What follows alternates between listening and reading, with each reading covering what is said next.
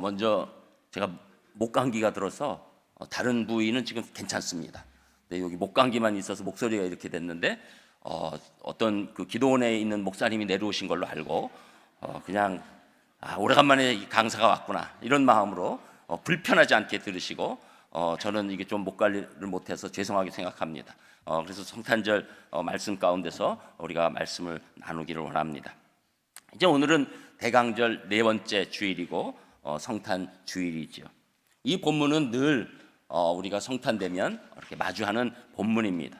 그럼에도 불구하고 우리가 매년 이 본문을 가지고 말씀을 드린다 해도 지겹거나 지치지 않는 이유가 있습니다. 이것은 놀라운 하나님의 뜻이 깊게 숨겨져 있기 때문이죠. 그래서 오늘은 이 말씀을 가지고 네 가지로 예수님이 어떻게 오신 것인가, 무슨 방편으로 오신 것인가, 이렇게 말씀을 나누기로 하겠습니다. 먼저 예수님은 이 땅에 하나님의 섭리로 오신 것이다, 그렇게 말씀하고 있는데 그 말씀이 1절, 2절에 나오는 것이죠. 우리 여러분 이미 읽으셨지만 누가복음 2장 1절, 2절 한 목소리로 읽습니다. 시작. 그때 가이사 아구스도가 영을 내려 천하로 다 호족하러 하였으니 이 호족은 구레뇨가 수리아 총독이 되었을 때 처음 한 것이라. 아멘.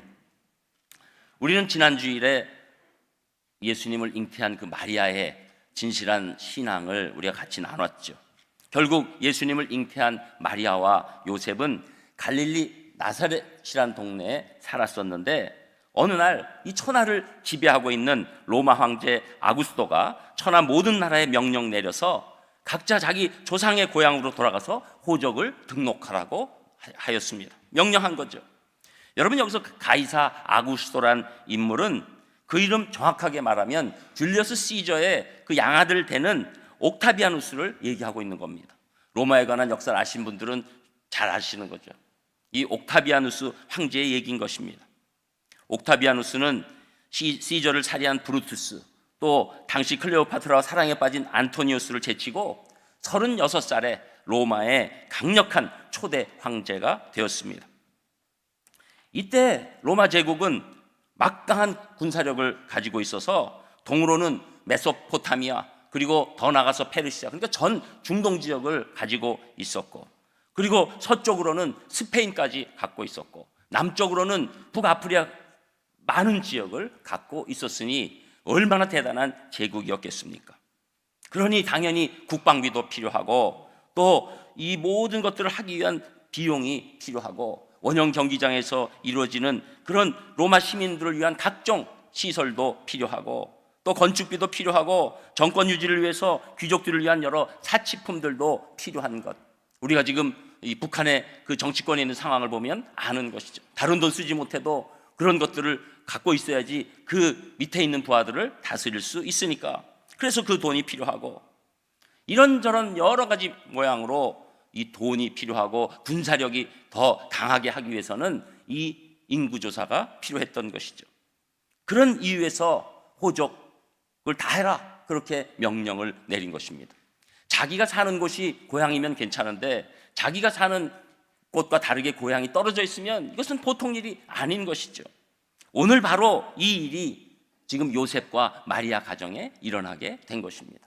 그러니까 이 당시 남자 중심이니까 요셉이 고향에 가서 호적을 할 때 야코는 이미 지난번에도 말씀드린 것처럼 결혼의 효력이 있기 때문에 마리아까지 데리고 가는 것이었죠.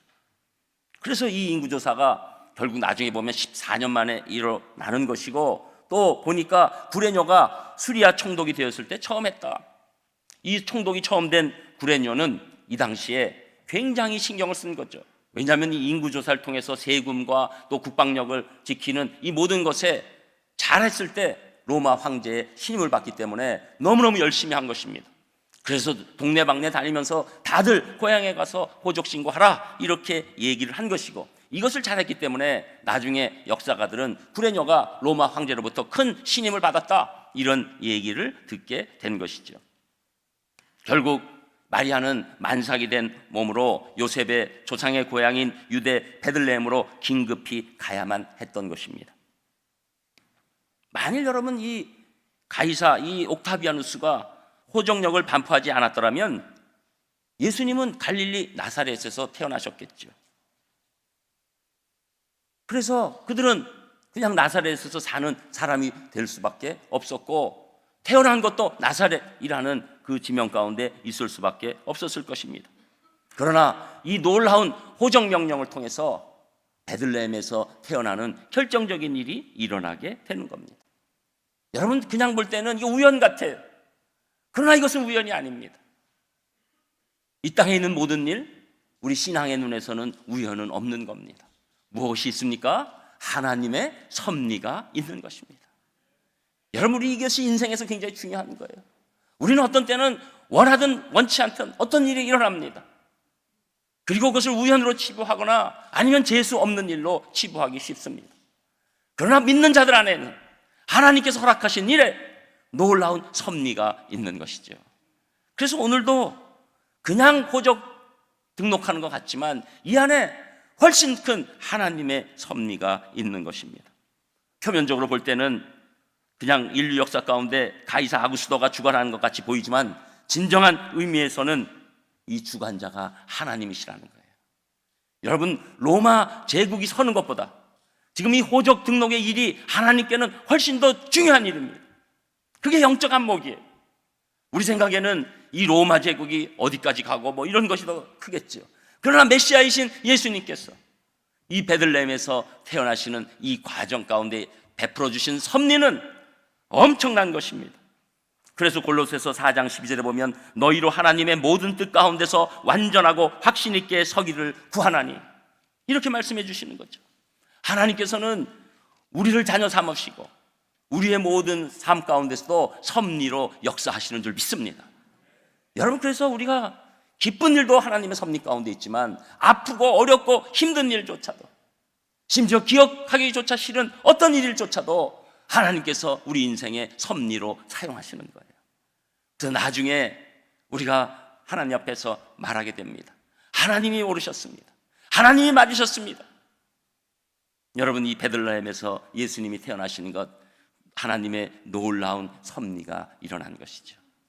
여러분, 그래서 우리는 하나님을 사랑하는 자, 곧 그 뜻대로 부르심을 입은 자들에게 모든 것이 합력하여 선을 이루느니라. 이 말씀이 우리 말씀이 되는 거예요. 여러분, 우리 인생 살 때는 우리 마음에 들지 않는 일들이 자꾸 일어나는 것 같아도 하나님은 그것까지도 재료로 삼으셔서 우리에게 놀라운 섭리로 역사하시는 줄 믿습니다. 여러분, 우리는 지금 오늘 박시단의 기도 가운데서도 평화의 물결 가운데서 이렇게 여러 가지 일들이 일어나지요. 또 어떤 지도자가 이렇게 움직이는 것 같지요. 여러분, 저는 분명히 확언합니다. 나중에 보세요. 통일한국은 분명히 하나님의 섭리로 이루어질 줄 믿습니다. 통일한국은 우리 크리스찬의 기도로 이루어질 줄 믿습니다. 통일한국은 하나님의 역사로 우리 민족이 새롭게 일어나는 놀라운 계기가 될 줄 믿습니다. 그래서 여러분도 여러분 인생에 지금 조금 어렵고 힘든 일이 있으셔도 섭리적 신앙이 있으시기를 주님의 이름으로 축복합니다. 그리고 두 번째로는 예수님은 이 땅에 약속의 말씀대로 오신 것인데 그 말씀이 3절에서 5절까지 나옵니다. 우리 3절에서 5절까지 같이 읽겠습니다. 3절 시작. 모든 사람이 고족하러 각각 고향으로 돌아가매 요셉도 다윗의 집 족속이므로 갈릴리 나사렛 동네에서 유대를 향하여 베들레헴이라 하는 다윗의 동네로 그 약혼한 마리아와 함께 호족하러 올라가니 마리아가 이미 잉태하였더라. 아멘. 이제 모든 사람이 호족하러 고향으로 가고, 이제 요셉도 다윗의 집 족속이기 때문에 여기서 중요한 건 다윗의 집 족속, 이게 중요한 거예요. 여러분, 이것이 하나님의 말씀과 너무나 연결되어 있는 것이죠. 예수님이 오시기 1000년 전 이스라엘의 가장 위대한 왕인 다윗이 이곳 베들레헴에서 태어났습니다. 베들레헴은 예루살렘으로부터 남서쪽으로 한 10km 정도, 얼마 안 떨어져 있어요. 지금은 그곳에 장벽이 쳐 있어서 오가는 것이 어렵죠. 예루살렘에서 베들레헴으로 들어가려면 이제 그 장벽이 서 있고 건물이 아주 삼엄합니다. 이 베들레헴은 지금도 팔레스틴인들이 살고 있는 지역이기 때문에 굉장히 이 만만치 않은 장소가 되는 것이죠. 그러나 그 당시는 그것은 없었고 10km 정도 떨어진 그 베들레헴, 옛 이름은 에브라다였다고 말하고 야곱의 아내 라헬이 묻힌 곳이기도 합니다. 하나님은 이곳에서 다윗 왕국의 진정한 메시아가 태어난다고 누누이 말씀하셨어요. 구약이 아주 중요한 말씀이죠. 하나님은 구약 선지자들을 통해서 메시아가 베들레헴에서 태어날 것을 예언하시고, 그 구체적인 예언 가운데 이사야 11장 10절에 보면 그날에 이새의 뿌리에서 한 싹이 나서 만민의 기치로 설 것이요 열방이 그에게로 돌아오리니 그가 거한 것이 영화로우리다. 여러분, 이새의 뿌리가 누굴 얘기합니까? 이새가 누굽니까? 다윗의 아버지죠. 그러니까 결국 다윗의 후손에서 메시아가 태어난다. 그 말씀이 오늘 이 예수님이 이 호적 때문에 베들레헴에 가신 그 이야기가 응답된 것입니다. 하나님의 놀라운 말씀이 이루어진 것입니다. 그래서 다윗의 후손으로 오신 예수님은 다윗의 아버지 이새와 다윗의 고향인 베들레헴에서 탄생하게 되는 것이죠. 예수님께서 베들레헴에서 탄생한 그 장소에 관한 예언은 미가서 5장 2절에 이렇게 나옵니다. 베들레헴 에브라다야, 너는 유다 족속 중에 작을지라도 이스라엘을 다스릴 자가 내게서 내게로 나올 것이라. 그의 근본은 상고의 영원에 있느니라. 놀라운 일 아닙니까? 이거 예수님 탄생하시기 700년 전에 나온 말씀입니다. 베들레헴에 메시아가 태어난, 또 그분의 특징, 그분은 어떤 분이냐면 근본은 상고의 영원에 있다. 창조 전부터 계신 하나님이시고 영원하신 하나님, 그분이 메시아로 이 베들레헴 땅에 오신다. 이 놀라운 예언이 예수님 탄생하시기 700년 전에 나온 말씀이죠. 여러분, 우리는 이거 자주 들어서 뭐 그런 거지 뭐 이렇게 생각하기 쉽지만, 여러분, 가장 중요한 경전이라고 해도 예언 하나 온전히 이루어드리는 경전이 없어요.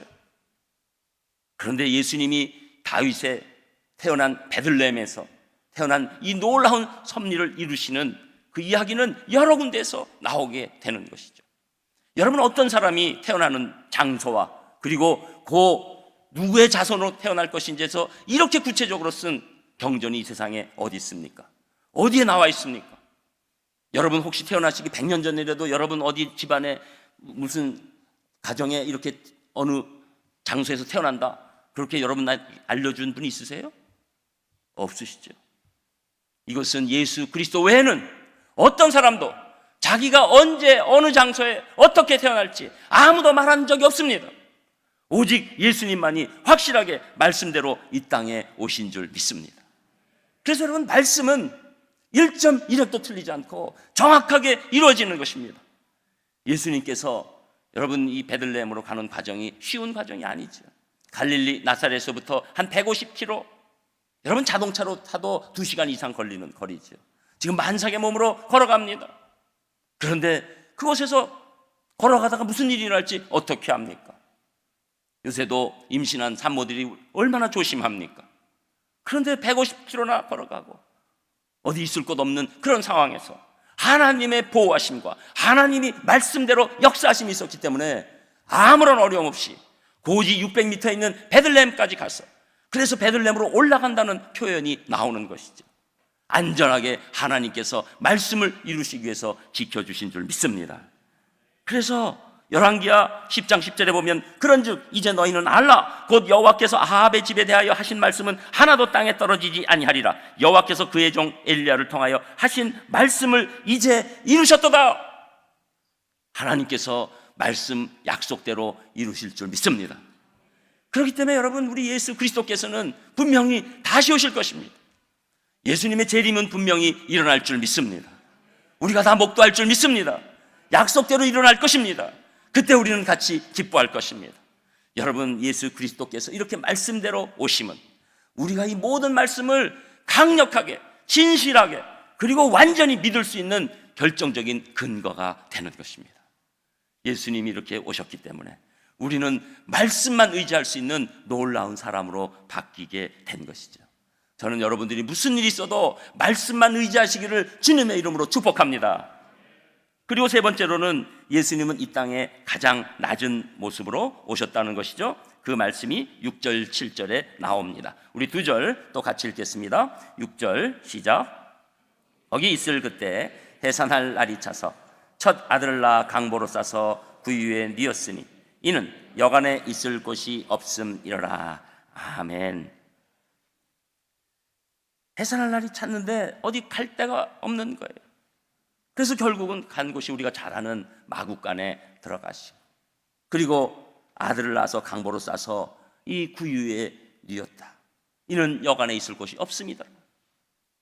이 메시아시고 만왕의 왕이시고 하나님 되신 예수님의 시작이 이렇게 된 것이죠. 예수님께서는 가장 낮은 모습으로 이 땅에 오신 겁니다. 여기 계신 분들 중에서 혹시 이 말 먹이통이나 이런 데에서 나신 분이 있으신가요? 없지요.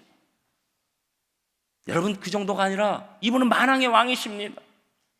지금도 터키 박물관에 가면 이 황금 요람이 있어요. 이 오스만 터키 시절에 낳는 왕자들이 다 그곳에서 그 처음 낳는 곳을 선택하는 것이죠. 황금 요람을 보고 박물관을 구경하는 사람들은 내 자식도 저기서 나면 좋겠다 이렇게 생각하겠지만, 하나님의 아들이시고 동시에 하나님이신 예수님께서는 이 땅에 가장 낮은 말 구유에서 태어나신 것입니다. 이렇게 가장 낮은 자의 모습으로 오신 것은 세상의 물질이나 지위나 지식에 이르기까지 풍성한 사람들과 그렇지 못한 사람들까지도 다 메시아가 되시기 위해서 가장 낮은 곳에 오시게 된 것이죠. 건강해도 되고 연약해도 되고 잘나도 되고 못나도 되고 가장 낮은 곳으로 우리를 구원하시기 위해서 화려한 왕궁이나 거룩한 성정이 아닌 이 말구에, 이 마구간 안에 말구에 오시게 된 것입니다. 여러분, 만일 엄청난 집에 황금요람에 계시다 그러면 우리가 가기가 어렵죠. 그러나 말구에서 나신 이 예수님을 누구든지 찾아갈 수 있는 놀라운 은혜가 우리에게 임하게 된 것입니다. 가장 낮은 자의 모습으로 아무나 올 수 있도록 이 마구간에 태어나신 그 일이 일어난 것이죠. 마구간은 거기에 잠금 장치가 없습니다. 마구간은 들어가면 되는 곳이에요. 그래서 누구나 오게 하신 그 예수님의 낮은 그 모습 가운데 있습니다. 그렇지만 한편 아무나 가지 않아요. 열려는 있지만 아무나 가지 않습니다. 그곳이 더럽다고 생각하는 사람, 내 수준에 안 맞는다고 생각하는 사람 절대로 가지 않습니다. 어느 사람만 갑니까? 예수님처럼 낮아질 수 있는 사람만 그곳에 들어갈 수 있는 거죠. 여러분, 그래서 우리는 예수 그리스도를 받아들이지 않고 교만하게 내 멋대로 살 때가 있었습니다. 그러나 하나님께서 어려움과 환난 가운데 내가 낮아져요. 낮아질 때 예수 그리스도가 보이는 거예요. 여러분, 그래서 우리 인생이 잘 나갈 때만 기뻐하는 것이 아니라 낮아질 때 예수 그리스도의 은혜가 임함으로 힘들어도 기뻐할 조건이 우리에게 있는 것입니다. 여러분, 예수 그리스도께서 우리 안에 오신 것, 예수님이 이 땅에 오신 것만큼 큰 기적인 줄 믿습니다. 우리는 교만해서 절대로 예수 그리스도를 받아들일 수 없는 사람들이에요. 막상 낮아지는 거 좋지 이래도 내 자식이 낮아지는 것, 내가 낮아지는 것 원하는 사람 아무도 없습니다. 그러나 하나님의 섭리가 우리에게 임하면 어려움과 고통 가운데 내가 낮아집니다. 그리고 그 낮아지신 예수님을 내가 1대1로 만나게 되는 것이죠. 이게 놀라운 역사예요. 저는 우리 사랑하는 산상교회 성도님들이 이 역사가 한 부도 빠짐없이 일어나시기를 주님의 이름으로 축복합니다. 다른 것 부러워하실 거 없어요. 이게 가장 부러운 일이에요. 내가 내 중심으로 살다가 낮아진 마음으로 예수 그리스도를 받아들일 수 있는 그 마음, 놀라운 것이죠. 그래서 여러분, 이제 혹시 성지 순례 하게 되시면 이 베들레헴의 탄생교회에 가시는 게 굉장히 의미가 있습니다. 물론 그곳이 이제 이런저런 장식이 있어서 이렇게 결정적인 느낌이, 여러분이 생각하셨던 말구에 이렇게 있는 그런 느낌이 잘 안 나고 장식이 많이 돼 있어요. 그리고 사람들이 너무 많으니까 아마 지금 난리가 나 있을 겁니다. 그리고 성탄절날 예배 때는 온 세계 사람들이 모여서 진짜 대단하죠. 그런데 거기 들어가는 문이 가로가 0.7m, 70cm, 그리고 세로가 1.2m, 120cm예요. 그러니까 우리가 들어갈 수 있는 게 120cm죠. 거기는 어떻게 들어갑니까? 전부 다 숙이고 들어가는 거죠. 우리가 낮아지지 않으면 예수님을 만날 수 없습니다. 여러분, 우리가 예수님을 만나지 않으면 낮아짐의 그 의미를 깨달을 수가 없어요. 우리가 예수 그리스도를 만났기 때문에 낮아져도 기쁨이 있을 수 있는 겁니다. 어떤 분은 이렇게 가다가도 하루에 시작할 때 뭐 커피숍에 들어갔는데 누가 툭 하면서 그냥 뭐 거기 있는 종업원이 우습게 하는 것처럼 던져주고 나면 하루 종일 기분 나빠하는 분들이 있어요. 여러분, 그런 거 기분 나빠하지 마세요. 여러분, 예수 그리스도를 만나면 내가 낮아져서 사는 것 당연하다. 나같이 하나님 앞에 부족한 자가 이 정도 호흡하고 이 정도 대접받으면 족하다. 그런 마음이 우리 가운데 있어야 돼요. 여러분, 높은 마음으로는 하나님 만날 수 없습니다. 저는 우리 산상교회 성도님들이 낮아진 마음 안에서 기쁨을 누리시기를 주님의 이름으로 축복합니다. 여러분, 그래서 빌립보서 2장 6절에 보면 그는 근본 하나님의 본체시나 하나님과 동등됨을 취할 것으로 여기지 아니하시고 오히려 자기를 비어 종의 형체를 가져 사람들과 같이 되었고 사람의 모양으로 나타나셨음에 자기를 낮추시고 죽기까지 복종하셨으니 곧 십자가에 죽으심이라. 낮아지게 오시고 가장 낮아진 죽음으로 생을 마감하시고 그리고 부활하셔서 낮아진 우리들을 세우시고 살려주시는 줄 믿습니다. 그리고 끝으로 예수님은 이 땅에 생명의 양식으로 오신 것입니다. 여러분, 예수님께서 이 베들레헴으로 오셨다.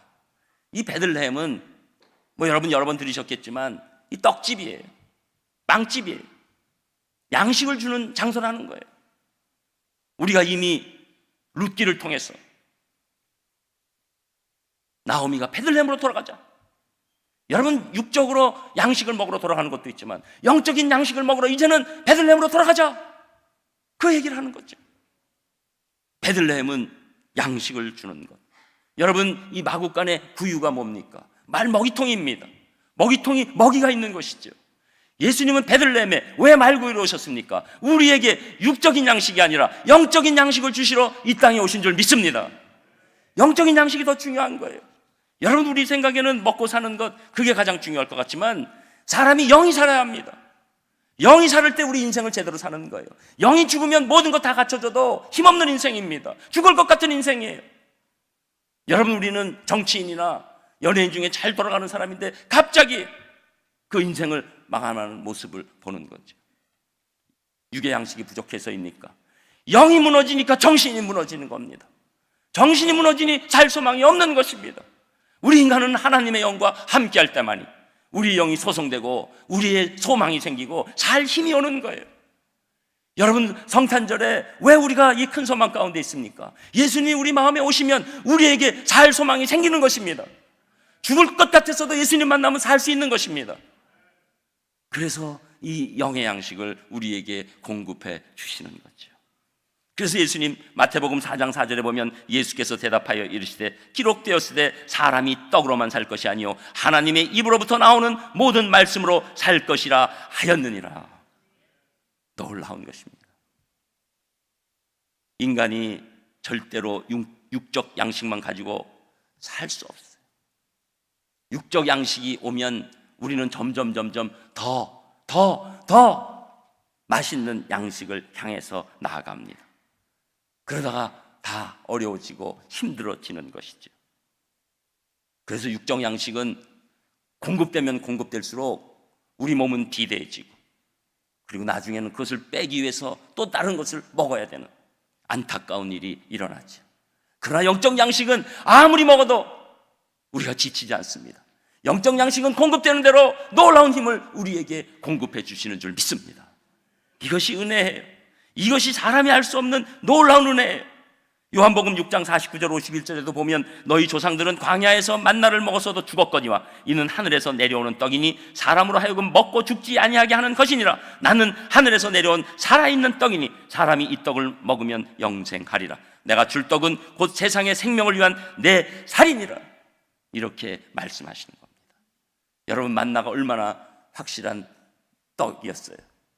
나중에 맛이 없다고 투덜댔지만 그들의 생명을 살려줬죠. 그러나 더 중요한 양식, 예수님께서 주시는 우리의 영적인 양식, 이것이 더 큰 양식이 되는 것입니다. 예수님이 이 땅에 오심은 친히 우리에게 생명의 양식, 영적 양식을 공급해 주시는 겁니다. 여러분, 예수님의 이 생명의 양식에는 권세와 능력이 있습니다. 저는 여러분이 예수 그리스도를 온전히 의지하심으로 사람이 주는 권세가 아니라, 사람이 주는 능력이 아니라 예수님이 주시는 권세와 능력이 있으시기를 주님의 이름으로 축복합니다. 예수님의 이 영적 양식은 우리에게 구원과 진리가 있습니다. 우리를 살리시는 힘이 있어요.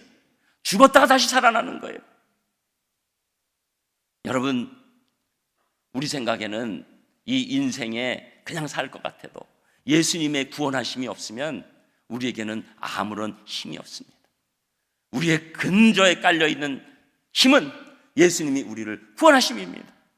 영원한 생명으로 이때는 놀라운 일이 우리에게 일어났기 때문에 그것이 우리를 살립니다. 예수님의 말씀은 영원한 진리입니다. 그것은 변개되지 않습니다. 여러분, 우리가 이 세상을 살다 보면 정말로 혼동스러운 게 많아요. 지금도 이 정치가 변해가면서 완전히 이 정의와 개념들이 다 바뀌어갑니다.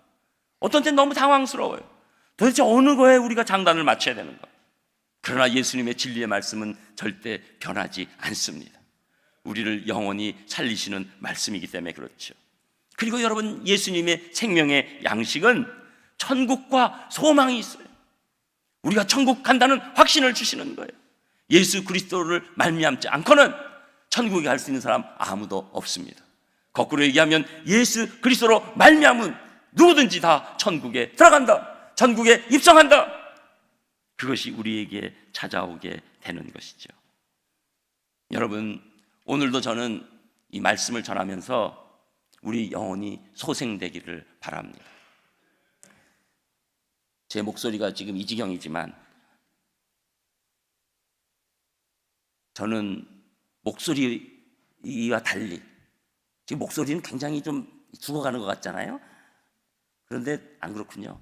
고맙습니다. 근데 속으로는 너무 큰 감격이 있어요.